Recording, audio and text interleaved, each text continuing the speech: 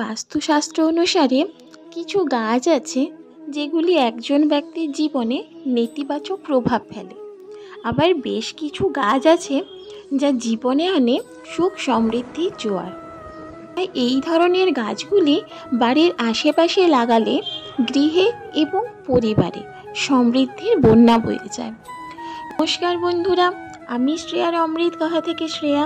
আজকে আপনাদের সাথে শেয়ার করে নেব কোন 7টি গাছ আপনাদের জীবন বদলে দেবে।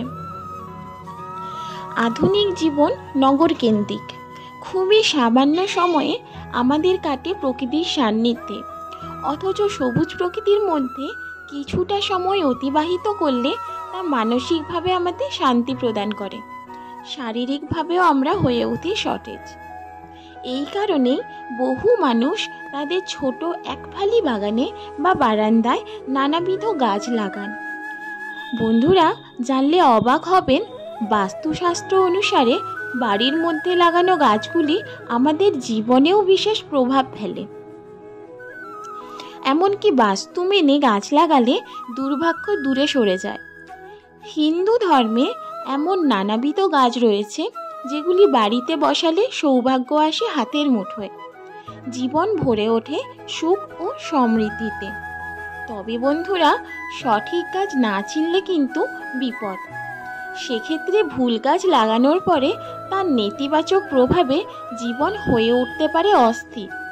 তাই চলুন আজকে আমাদের সাথে সঠিক গাছগুলি চিনে নিন। আশা করছি বন্ধুরা আপনারা সবাই ভালো আছেন। তুলসী, প্রথমেই আসবে তুলসী গাছের নাম। হিন্দু ধর্মে তুলসীর মাহাত্ম্য অনেক।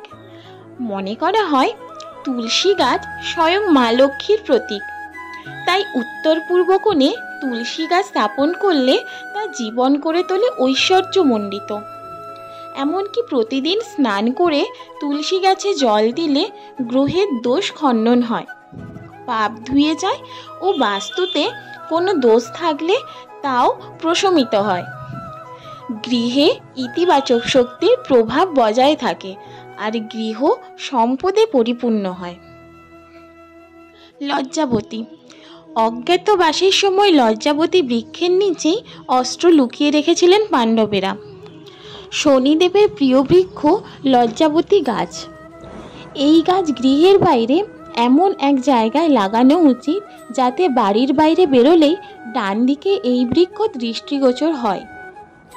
মনে করা হয় প্রতিদিন সর্ষের তেলে দিয়ে একটি প্রদীপ এই গাছের নিচে জ্বালালে গৃহে আনন্দের অভাব হয় না।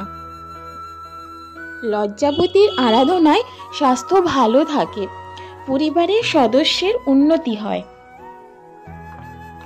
আমলকি, লক্ষ্মী ও নারায়ণের প্রিয় বৃক্ষ হল আমলকি।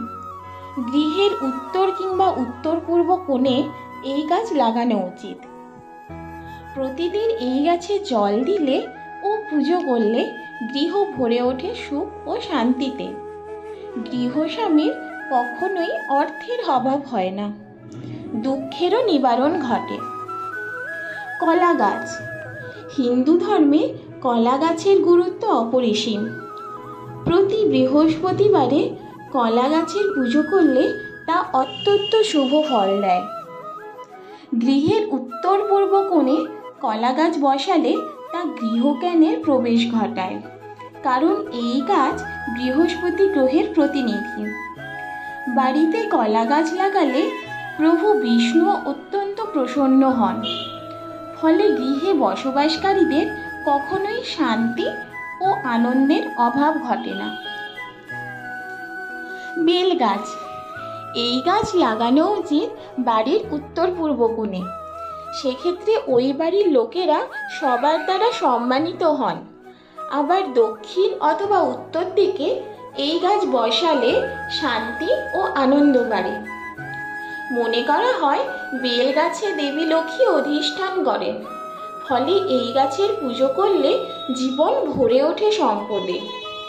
শিউলি, বাস্তুশাস্ত্রে শিউলি গাছকে অত্যন্ত পবিত্র গাছ হিসেবে বর্ণনা করা হয়েছে। মনে করা হয় যে গৃহের উত্তর কিংবা উত্তর পূর্ব দিকে শিউলি গাছ থাকে সেই গৃহে মা লক্ষ্মী স্বয়ং বিরাজমান হন। কোনো গৃহের বাস্তুতে সমস্যা থাকলে উত্তর পূর্ব দিকে শিউলি গাছ লাগানো উচিত। সেক্ষেত্রে বাস্তুর সকল নেতিবাচক প্রভাব কাটাতে পারে শিউলি গাছ। জবা গাছ। জ্যোতিষশাস্ত্রে সূর্য ও মঙ্গলের সঙ্গে সম্বন্ধ রয়েছে জবা গাছের।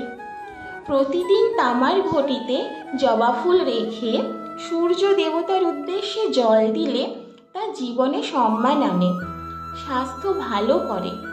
এছাড়া প্রতিদিন মা দুর্গাকে জবা ফুল নিবেদন করলে জীবনের সমস্ত বাধা দূর হয়। বাড়ির দক্ষিণ পূর্ব কোণে অথবা দক্ষিণ দিকে জবা ফুলের গাছ বসালে তা গৃহের পক্ষে অত্যন্ত মঙ্গলের সূচনা করে।